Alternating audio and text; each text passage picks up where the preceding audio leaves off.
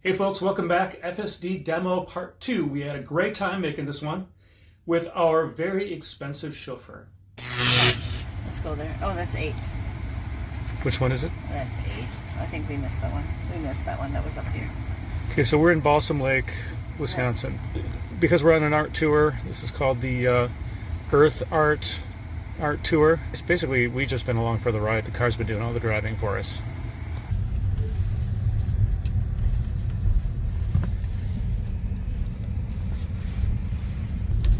So, since our last video, we've upgraded the full self-driving to 12.3, which has got to be autonomy at least 3, maybe 4.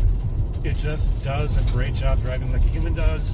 We basically have been taken around Wisconsin by the car. It's really incredible what it can do. And we're headed to St. Croix Falls because we're looking at that place as a potential place to live in the future. We are seeing some great art. We're meeting some neat people, and it's really pretty over there. So hopefully you'll get a chance to see this car drive itself. I mean, right now we're on a straight stretch of highway, and we'll be going into town, and it'll slow down for people. And it stops at stop signs, stops at traffic lights.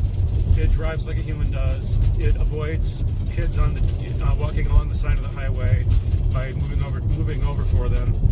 It's just really crazy how safe this thing is and how fun it is to drive. So I'll be back with you in a little bit. So we slowed down coming into town here. This is, I'm not sure where we are. This is maybe part of St. Croix Falls, maybe not. No, Balsam Lake. Okay, this is downtown Balsam Lake. All right. We're at the Balsam Lake Lodge, which is really a nice experience. Okay, the car's turning left. I'm not doing anything. It's going to stop at the stop sign.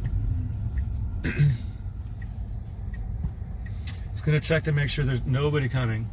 There's no way this car is going to hit anything because it won't do anything unless it's absolutely sure it can go out into the street.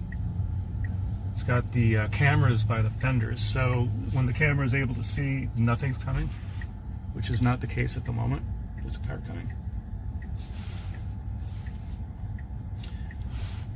And there's a car coming, but it's not too close, and so we're pulling out in front of it. I should say Stevie's pulling out in front of it. Like a good car. Okay. It's also reminding me to pay attention to the road as well as pay attention to the steering wheel. So, tooling around Balsam Lake. So, we've got a lot of noise going on in this car because we bought a couple pieces of art yesterday. We got these metal panels with butterfly cutouts so you can see your colored flowers and green grass behind it. It's pretty cool through the butterfly holes. And then we got some metal butterflies too, and it's rattling in the back seat. But I also wanted to show you guys this car taking a turn like this. Okay, so without me doing anything, it turns on the turn signal, it waits for its chance to take a turn, and it's got plenty of time, so it's going for it. We're approaching an art tour site pretty soon. And by the way, too, we got rid of the Packer beads. You'll notice that those aren't waving and wobbling and making a bunch of noise as well. So here we are coming up to 0.3 miles before the next art tour site. Car is slowed down, proceeding safely up the street. The map gives you an idea as to where we're going to turn next. It's going to be turning right at Desiree Anderson Photography. That should be pretty interesting. Here's our turn. Let's see where Stevie takes us. Well, this is actually a road. 10 miles an hour. What was that? It said 10 miles an hour, please. Okay, let's slow down to 10. Well, maybe. We're going 15. There's our destination right there. Looks like people are parking along the side of the cul-de-sac here. So, all right. One more thing. One thing you guys might notice, I wanted to shoot that. for a while it was saying autopilot disengaged, what happened? So you basically can send to Tesla why you disengaged autopilot, which might be reasons like navigation is wrong or something like that, or you've reached your destination and you need to park, so you have to take it out of autopilot in order to park. Here we are. All right, we just saw a photo and painting studio, as well as a pottery studio. It was a little eccentric, and we're on the back roads. What I wanted to show you guys with this is how this car navigates dirt roads extremely well. In fact, yesterday we were on a kind of a dirt road area that had just been rained on, and so the car one of the times went right through the pond really fast because it didn't see it. The other several times it kind of slowed down and tried to get around the water, which I thought was pretty cool too. So for whatever reason, this changed to version 12.3, and this is version 12.3.6 now. It replaced, what they say is 100,000 lines of C++ code with 1.3 billion miles of data, of driving data, and you can tell the difference. I mean, the thing has so much data right now that it's using to know how to drive in different situations that it's impressive and worth sharing with whoever was watching this video. So thank you for watching, and we're on the way to our next art site, which is in Dresser, Wisconsin. Some kind of abstract art with landscape. I don't remember what it said exactly, but that's where we're going next. And again, thanks for coming along. So one thing I just thought about telling you about is that we have had some issues with speed. There aren't that many speed limit signs out here in this countryside in Wisconsin. So a lot of times the car doesn't really know the speed limit unless it's able to scan a sign. It doesn't have, absolute complete data. Sometimes we're going 25. Sometimes it thinks it's 25 miles per hour on a highway like this that we're on. And so right now it's thinking it's 40 miles per hour speed limit here. I've got it set to 55. It's going kind of in the middle right now. We're going about 48 miles per hour, and we're getting close to our destination, which is Dresser, Wisconsin. So, another thing, it does proceed cautiously over hills and stops to make safe turns, which is also kind of an impressive thing. So, good car. Well done, Stevie. We keep calling Stevie she on this trip. Sometimes I call Stevie he or him.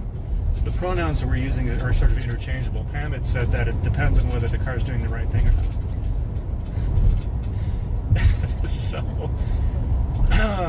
So here we are. Stevie's really been a good girl on this trip.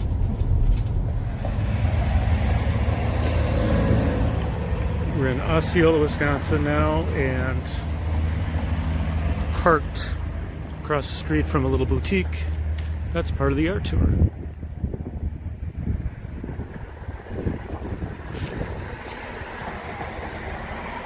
Of our art tour in Osceola, Wisconsin, which was definitely not the highlight of the tour.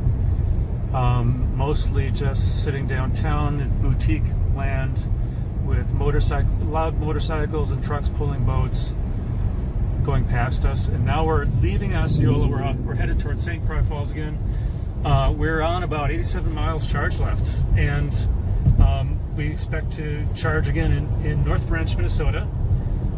Between now and St. Croix Falls, not very far, but we just want to go there to see the falls, and then we're going to start our final leg of our journey home via North Branch, because we've got not a lot of battery left. So it says 86 miles there, and that's equivalent to about 26% of the battery. So we're not doing bad at all.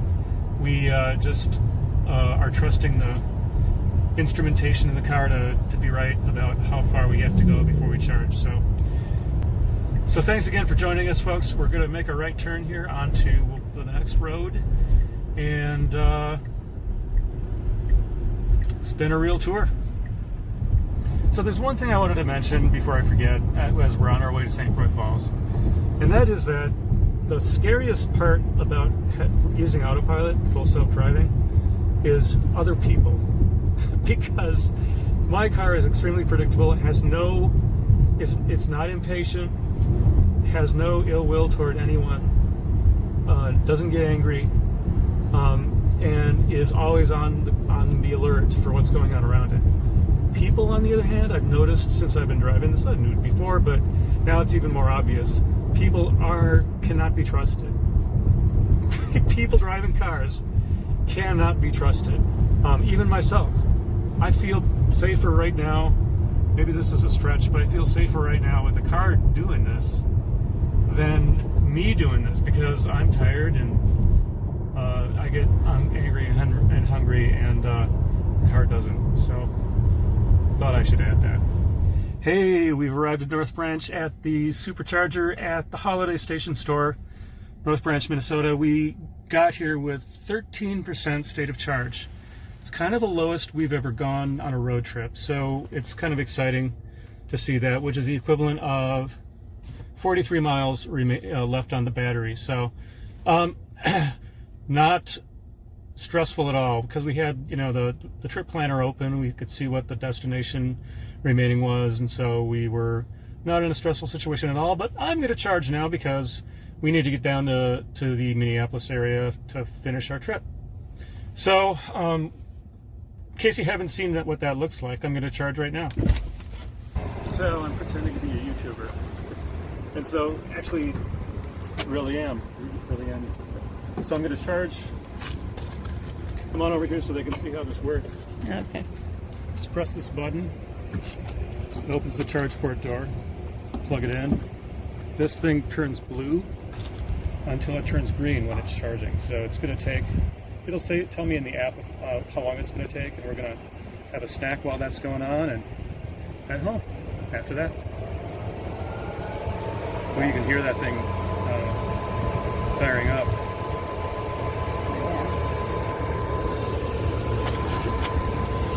Careful, honey. Anyhow. So a couple other comments. We started out on Saturday. I had forgotten to top off the battery to 90 to 100%, where you're supposed to leave right away because you don't want to have the battery be at 100% for very long. I had forgotten to do that, so we stopped here on the way, charged up to 90%, and started out at 90% on our whole trip until today. Where the app's going to tell us how much we need to charge to get home, and that's as far as we'll go, because then we'll just go home, I'll plug in there and charge up the rest of the way for work tomorrow.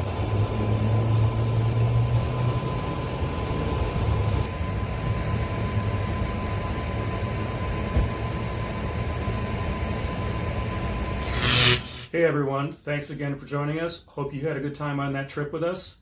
We think the car had a great time too. So we will see you in the next video.